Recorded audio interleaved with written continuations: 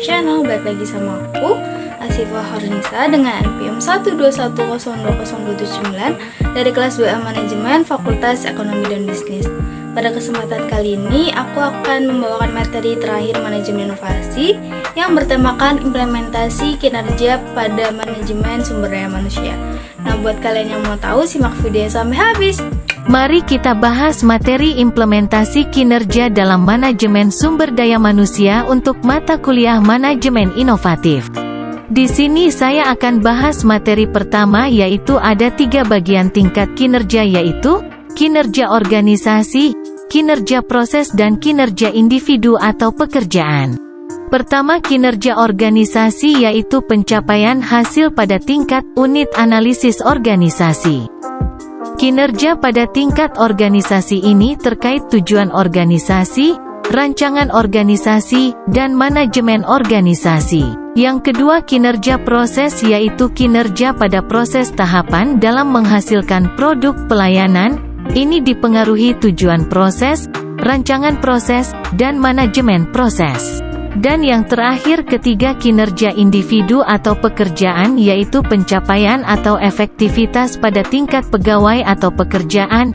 Ini dipengaruhi tujuan pekerjaan, rancangan pekerjaan, dan manajemen pekerjaan serta karakteristik individu. Rumler dan Brace, 1995. Selanjutnya, garis besar kategori arti kinerja menurut para ahli. Menurut Bernardin, 2001 halaman 143. Kinerja merupakan catatan hasil yang diproduksi, dihasilkan atas fungsi atau aktivitas selama periode waktu tertentu. Kinerja sebagai hasil, bukan karakter, sifat, dan perilaku.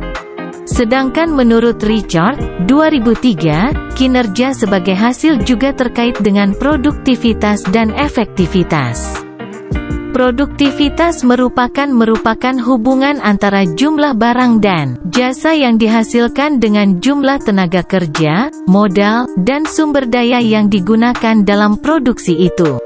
Dapat disimpulkan, kinerja merujuk pengertian sebagai perilaku, merupakan seperangkat perilaku yang relevan dengan tujuan organisasi atau unit organisasi tempat orang bekerja. Kinerja merupakan sinonim dengan perilaku. Kinerja adalah sesuatu yang secara aktual orang kerjakan dan dapat diobservasi. Kinerja mencangkup tindakan dan perilaku yang relevan dengan tujuan organisasi. Kinerja bukan konsekuensi atau hasil tindakan, tetapi tindakan itu sendiri. Materi selanjutnya, konsep kinerja dalam organisasi. Kinerja karyawan dan kinerja organisasi mempunyai kaitan erat. Tercapainya tujuan organisasi tidak lepas dari sumber daya yang dimiliki organisasi yang dipergunakan atau dijalankan karyawan yang berperan aktif sebagai pelaku dalam upaya mencapai tujuan organisasi tersebut.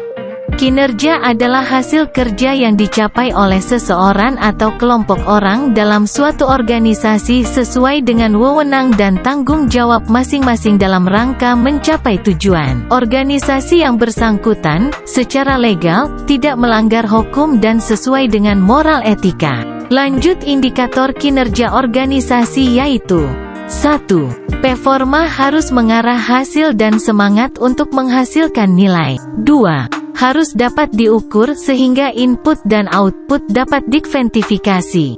3. Unit dan personel yang diukur kinerja harus memahami metode penilaian dengan penjelasan minimal. 4. Hasil penilaian dapat dikomunikasikan segera. 5. Tersedia mekanisme penggabungan hasil penilaian kerja dengan feedback dan learning. 6. Terhubung objektif dengan kebijakan insentif dan kebijakan pegawai. 7. Bersifat seimbang antara orientasi keberhasilan jangka pendek dan panjang. Materi yang terakhir ialah pendorong dan penghambat faktor peningkatan kinerja. Pendorong. 1. Audit modal intelektual bertujuan memonitor dan mengatur modal intelektual perusahaan. 2. Audit modal intelektual memerlukan tim yang terdiri atas ahli strategi organisasi, keuangan, SDM, analisis pengetahuan, properti intelektual, dan pemasaran. Penghambat 1. Masalah yang melekat dalam sistem pengukuran manajemen pengetahuan itu sendiri. 2. Sulit mengidentifikasi hubungan langsung antara inisiatif manajemen pengetahuan dengan performansi perusahaan. 3. Manajemen biasanya meminta indikator kasat mata, seperti dampak terhadap performansi keuangan dan operasional lainnya. 4. Semakin beragam dan kompleksnya stakeholder atau pihak berkepentingan terhadap eksistensi perusahaan.